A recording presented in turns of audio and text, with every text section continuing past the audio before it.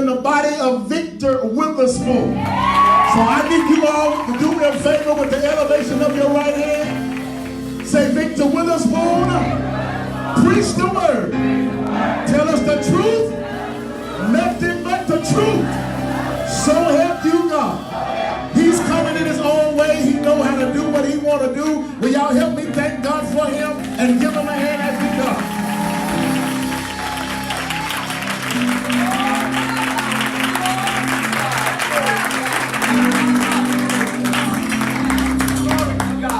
Glory. First, giving praises to God, who is the head of my life. To my pastor, my first cousin, my friend, my boss, Pastor Walter Witherspoon III. To my dad, who is also my life, Pastor Chester Witherspoon. To my uncle, who is also my life, Pastor Walter Witherspoon II. Now, I have friends over here, which is my cousin, Mr. Wallace. I have Pastor Atkins, who is a great friend of mine. And I have Pastor Trader, who is a friend of mine from Little Rock, Arkansas. Now, like Pastor said, my kids are here. My grandkids are here. My mom is here. She's sitting over here. My aunts are here. My other moms are here. But most of all, y'all, my wife is here. Now,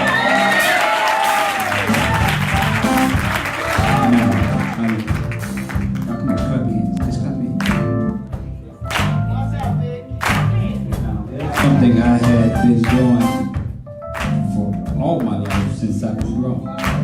And I see you, Tracy. I see you, Hoops. And I've sung with group after group. Every group I sung with. I never left this alone. I took it everywhere I went. And even today, I want y'all to clap hands. I don't know about clap. Come on now. Now, this is part of my testimony. It says, the city on the right road now. I'm on the right road now. I said I'm on the right road. I'm on the right road now. I said I just did it. Fixed it up with Jesus. It was A long time ago. I said I fixed it up. I fixed it up with Jesus. It was A long time ago. Say it again. I said I'm on the right road.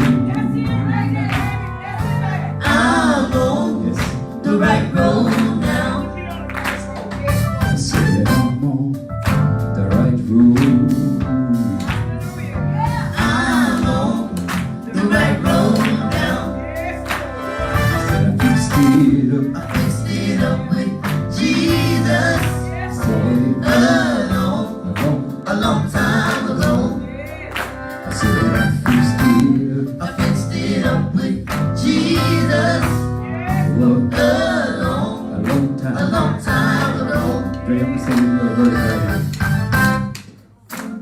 I made some mistakes in my life, and I knew it wasn't right. But you know what? But I fixed it up. I fixed it up with Jesus. It was a A long time ago. I said I fixed it up. I fixed it up with Jesus. It was A long time ago. fixed it up. I fixed it up with Jesus. Alright, now I fixed it. I fixed it up with Jesus. It was early one Sunday morning I fixed it up with Jesus. that I fixed it up. I fixed it up with Jesus. Alright, now I fixed it. I fixed it up with Jesus.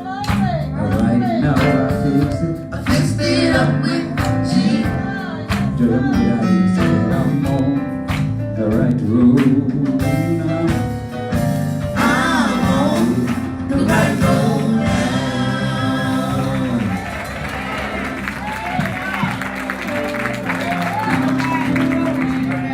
All right.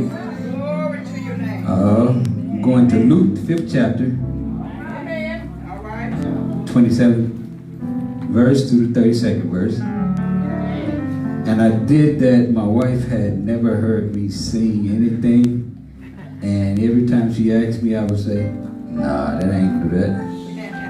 So she kept trying to eavesdrop on our conversation all day, Dre. And I kept saying, oh, it ain't gonna be that long. It ain't gonna be that long. And I wouldn't tell her what it was, but I did it because she had asked me if I would ever sing to her. Well, there you go, baby.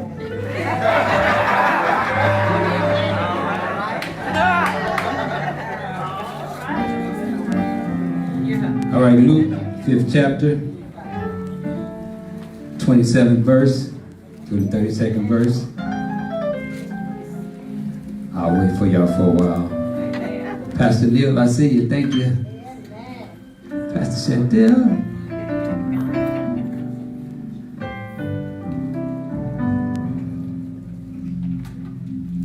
Everyone has it.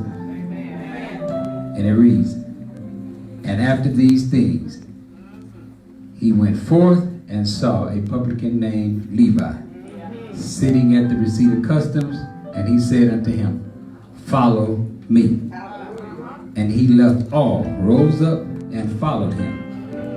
And Levi made him a great feast in his own house. And there was a great company of publicans and others that sat down with them. But their scribes and Pharisees murmured against his disciples, saying, why do you eat and drink with publicans and sinners? And Jesus answered and said unto them, they that are whole need not a physician, but they that are sick. I came not to call the righteous, but the sinners to repentance. Today, I'm going to use as a topic, he told me to follow him. He told me to follow him. Now, when I look at verse 27, and it says, and after these things he went forth and saw a publican named Levi sitting at the receipt of customs, and said unto him, follow me. Now, Jesus went to Levi's place of business. He went to his job. You know, Levi was a self-employed person who Jesus went to his job and told him to follow me. Levi was a tax collector.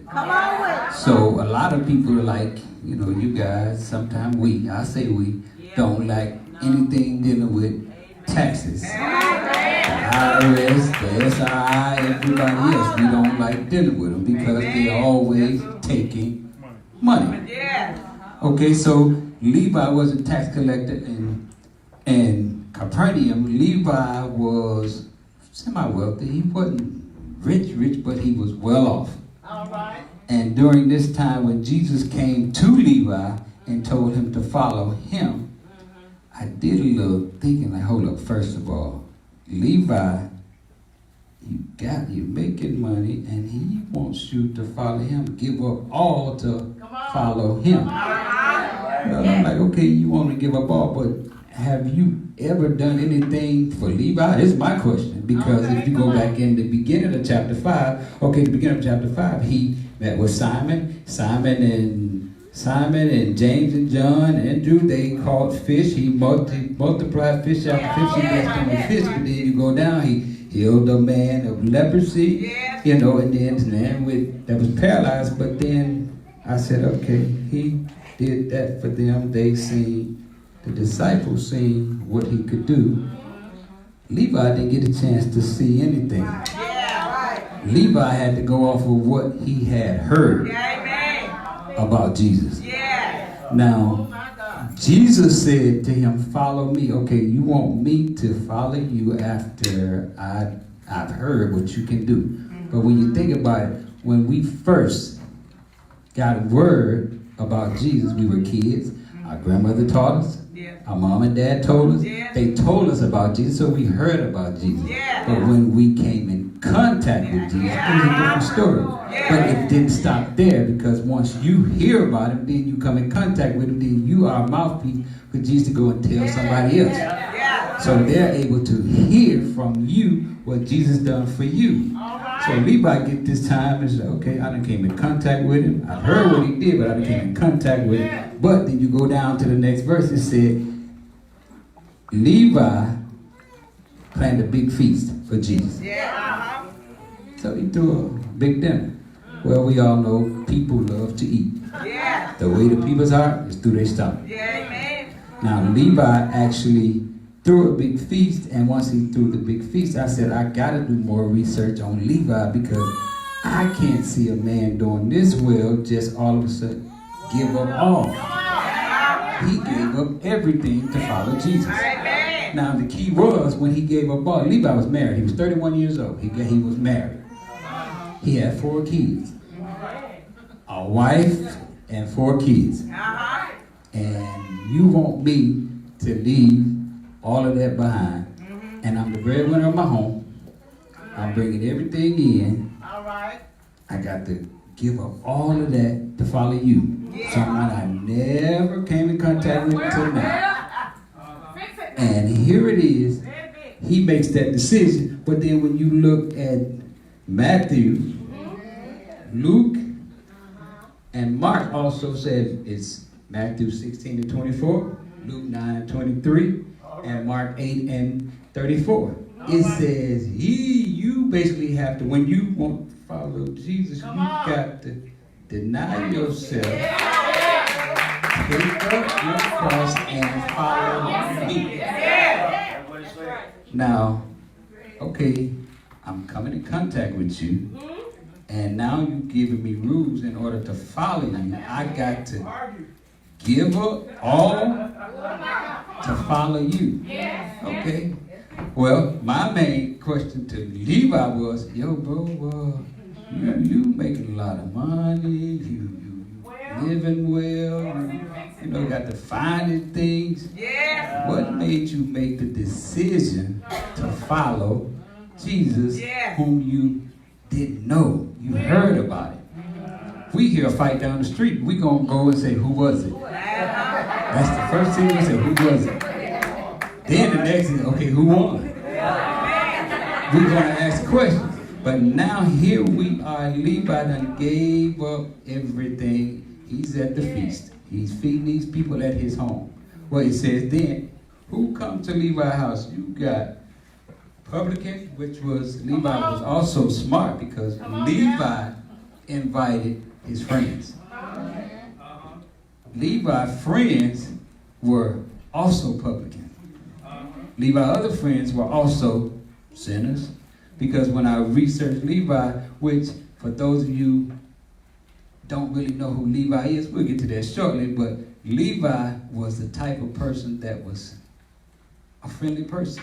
Got along with everybody. Yes, Lord. He knew how to throw a party. Yes, Lord. He knew how to socialize with everyone.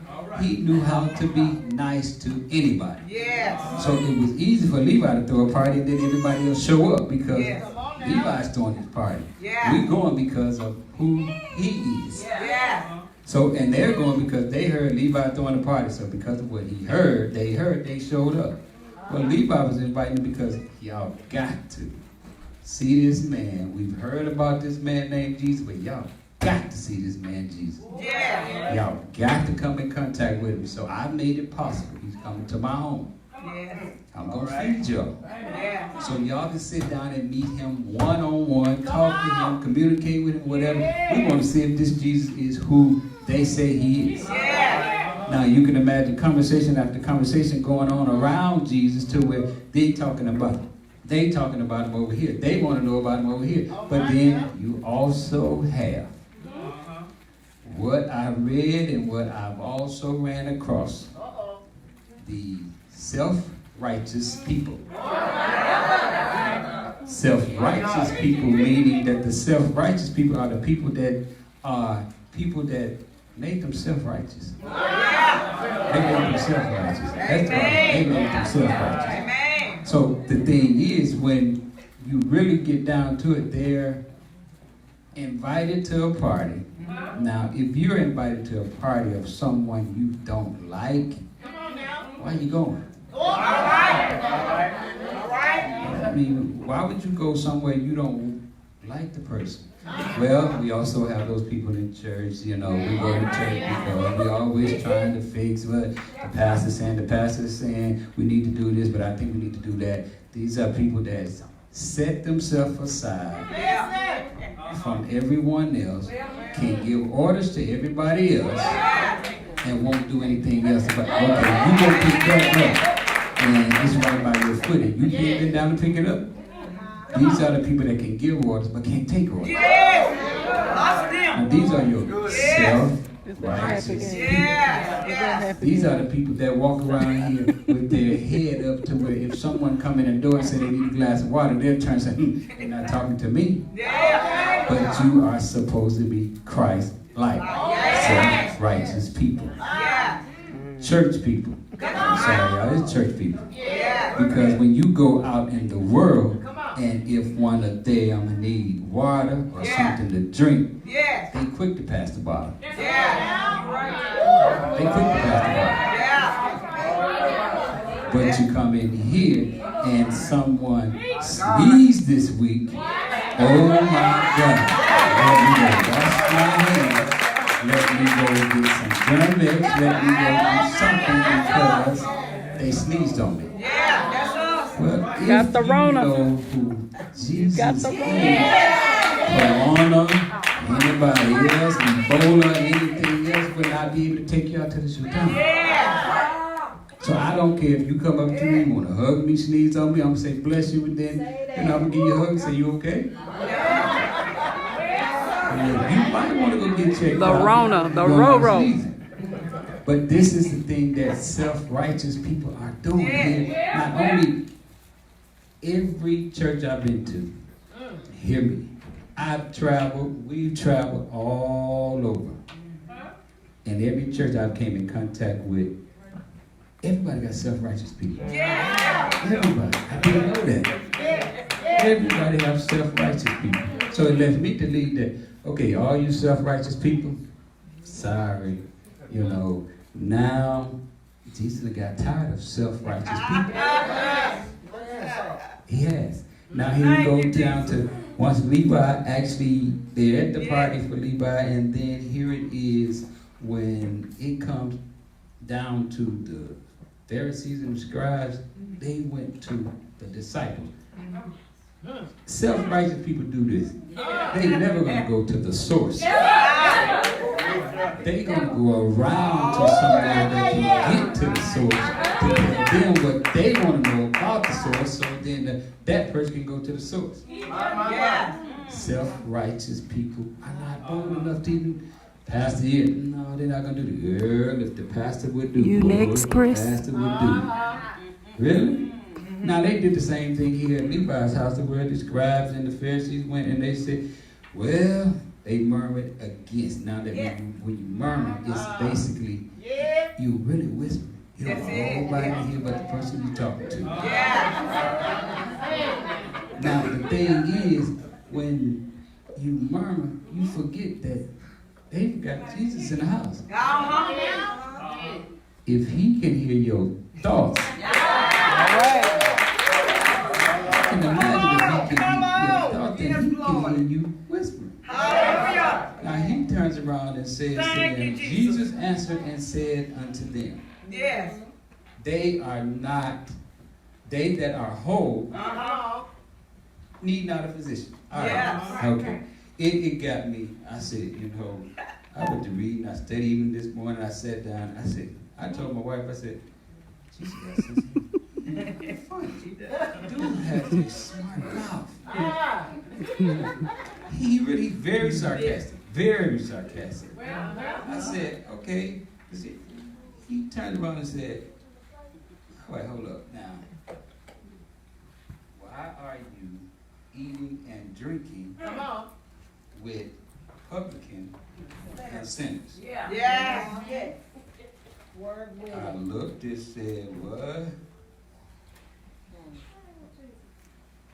Why are you even here at the party, worried about who I'm eating and drinking with? What is it of yours to where if I get a drink or a meal, you're not paying for it? It ain't your house. Yeah. So what is it Come on here. of your concern? Yes. Listen. I kept reading this and laughing because I couldn't think of, like, why is Jesus just so smart mouth? I'm just gonna be honest with you. I know you got smart mouth. That's the dude. I'll be honest with you. Hearing with the way he said, I mean, he being sarcastic, I'm just gonna pop you in the mouth and just gonna be done with this. Okay. Because you got a smart mouth. But they're not even knowing what he's talking about because Why, he's so Chris? sarcastic to where, all right, Jesus, what do you have to say? He said, wait, let me hold on. Why do you Okay. even Look at you. attempt to say, who I'm Come on. even drinking with? Yes. You followed me here. Didn't follow you here. Amen. You followed me. Amen. It was in my honor. Yes. So I'm like, you gotta get mad, man. These people, they talk crazy. Come on, you just let them have it. Let them have it because I get sick and tired of people telling me that someone should do and you're not even doing it. Amen. Truly. We should pay Yeah, that's happy. we gotta pay It's happy. building fund to get this right here. Yes. I don't know why. Pastor gonna get all that money. He gonna go buy something new. Yeah. He gonna buy First Lady something. Wait. What is Now, this right here is too many excuses on why not Yes. and why shouldn't we? Because when you think about everything that God has done and Jesus has done for you, Yes. you should be willing to give your shoes, your shirt, your socks, everything. You didn't do nothing. You didn't deserve. I didn't deserve to wake up this morning. Yes. You didn't, Yes. but He gave you another chance Yes. to do exactly what He needs you to do. You got another chance. Corona didn't take you out. Yes. Amen. You got another chance to do your work for God. Now you got to understand here that when you have the ability to get up and walk, Yes. talk, Yes. and do, I think you should do it. Amen. I think you should do it. Because I'm going to take you to Children's Hospital. Yes. Then we'll stop by Baptist Hospital. Come on. Then we'll go down to a nursing home. Yes. Ask them about Jesus. Yes. I guarantee you they'll tell you Yes. exactly Yes. where they want to be, Yeah. but they can't be. Yes. Now here it is. Now I'm getting ready to sit down because I'm done. I have a lot more to say, but what I am going to say is, I want you to realize that life is just that. Life is not short, but life is short. Yeah. I know. January 26th, the world got shocked by the death of Kobe Bryant. Yes. It shocked everybody. Yes. Nobody in here met Kobe Bryant face to face, I can say, but one person. One person. But everybody cried, got upset, went and spent hundreds of dollars on getting something that Kobe had. Yes. We did. But then I'm going to bring it a little closer. I got a phone call. My uncle passed. I'm like, okay. Then I get another phone call. My cousin passed. Then I get another phone call. My other cousin passed. I said, hold on, wait. Then I get a call from a friend of mine. Well, you know this person passed out. I said, wait. Now hold up. I don't want to know anything about anybody else passing. It's too late. But it lets me to realize if we do not do what we are supposed to do. Yes. Come on, make it plain. Yes. So when God actually demanded me and told me, I want you to follow me. Yes. Come on. You don't have no choice. Yes. Woo. Thank you, Jesus. But Lord, here I am is as a kid, I didn't disrespect anybody. Yes. As a kid, I obeyed everybody. Yes. As a kid, I did this. As a teenager, I slipped a little bit. I got in trouble a little bit. But as a grown man, I decided, Lord, I'm paying my own bills. I mean, I'm trying to do right. But then all of a sudden, he said, I said, me. Amen. Every excuse not to. Yeah. So you know what he did to me? Okay, I'm going to show you who I am. Yeah. Make it plain. First time, he said, I'm going to get your attention. Yeah. 1998. Death of my brother. Okay. 2011. Death of my mother. But between 2001 and 2011, okay, I'm going to have to sit you down and I'm going to show you who I am. Yeah. 10 years straight, I'm going to show you who I am. You're still hard-headed. Lord, I wasn't that hard-headed as a kid. Oh, but then it came in 2015. I'm, happy and my wife, we happy. All of a sudden, I get hit with an illness. Yeah. I told you to follow. That's it. Put me on my back. I go to the doctor. I'm like, okay, I'm hurt. I'm going to do it. Then all of a sudden, I get sick. So I ain't supposed to be able to move my food in my chest. Yes. I go into emergency surgery. I went in at 3:15. He told me at 6 o'clock, we're doing surgery on you. My daddy was in Marion, Arkansas. I went in surgery at 6, 7 o'clock. I came out. My daddy was right there walking in. Yeah. I'm still hard-headed. I tried to hide behind my pastor. Yeah. I supported him 100%. Okay, you still hard-headed. Yeah. I told you to follow me. All right.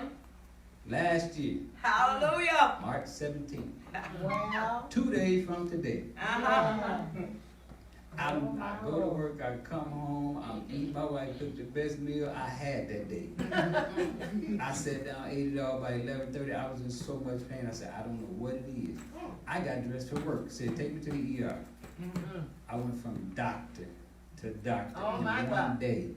They all said the same thing. We can't find nothing. Yeah.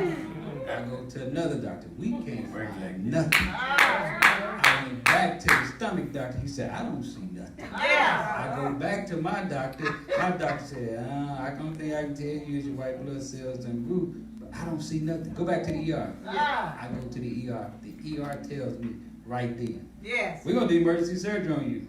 We're going to take your appendix out. Ain't nothing wrong with them. We just going to take them out. Nothing wrong with what I said, never mind. My wife said she was scared we couldn't get in contact with nobody but Andre. She had 2% on her phone, and it was getting ready to go dead.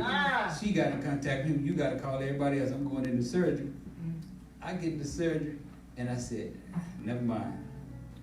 On my surgery bed, I lift my hand and said, I surrender. No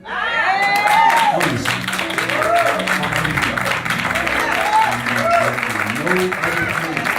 I could not find. They could not find. All I knew, I was in pain. From that day to this day, my life has been great.